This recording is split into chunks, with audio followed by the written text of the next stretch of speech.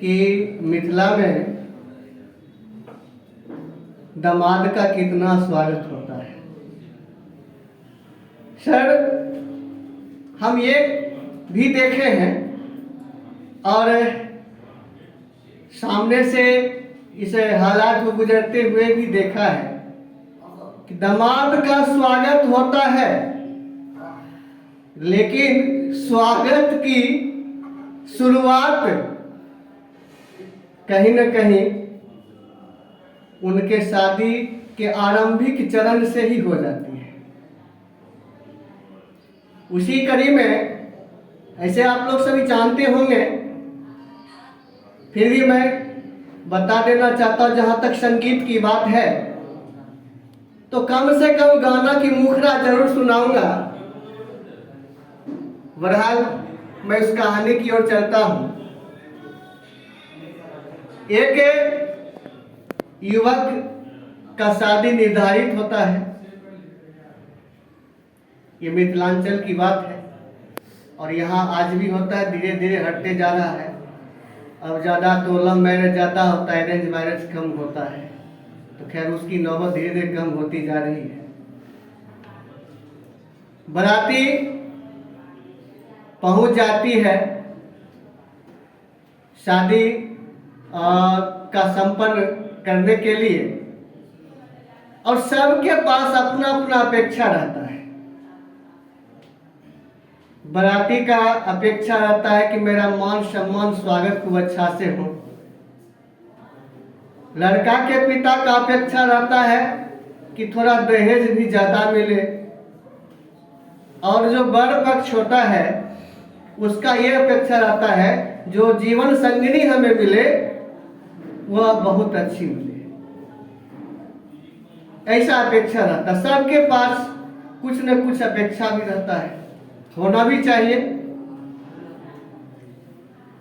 शादी का कार्यक्रम संपन्न हो जाता है और कुछ जो रस्म बचा हुआ था, जिसमें हमारे बेगूसराय में तो जानते हैं, अब यहाँ क्या उसका मतलब प्रचलन है वो मैं नहीं जानता हूँ, कि कहा जाता है कि जो विवाह मंडप बनता है जिसको मड़वा कहा जाता है, उस पर कम से कम 2, 4, 5 बारातियों का खाना अनिवार्य होता है।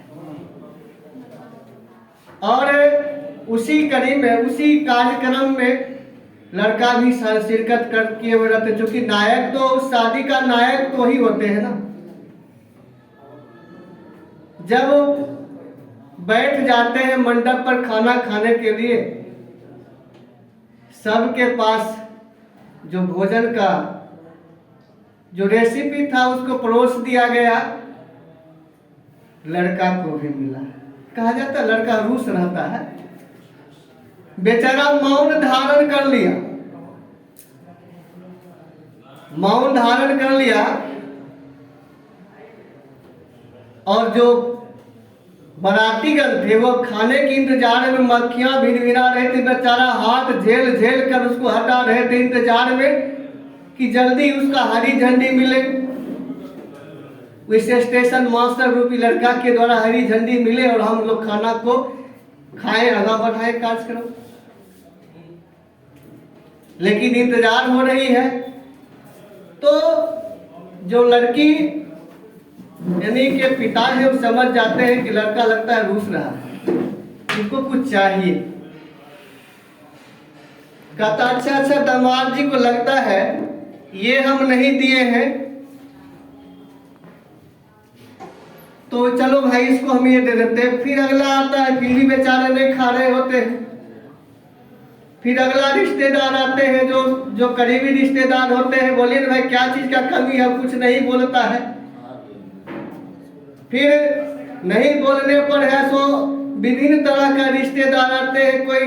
कोई मतलब अंगूठी देते हैं, कोई बुलेट देते हैं, कोई स्कॉर्पियो देते हैं, फिर भी इनका खाना जारी नहीं होता है। सबसे छोटी बच्ची वो आती है और बोलती है आपकी वो आदमी छौक पैजामा क्या खाइए, क्या लीजिएगा बोलिए ना। तो लड़का का जवाब होता है अरे हमें कुछ नहीं चाहिए, अरे सबको दो दो डब्बू मिला, हमको एक के डब्बू मिला था, इसलिए हमको एक डब्बू और चाहिए। तो यही कहानी छोटी सी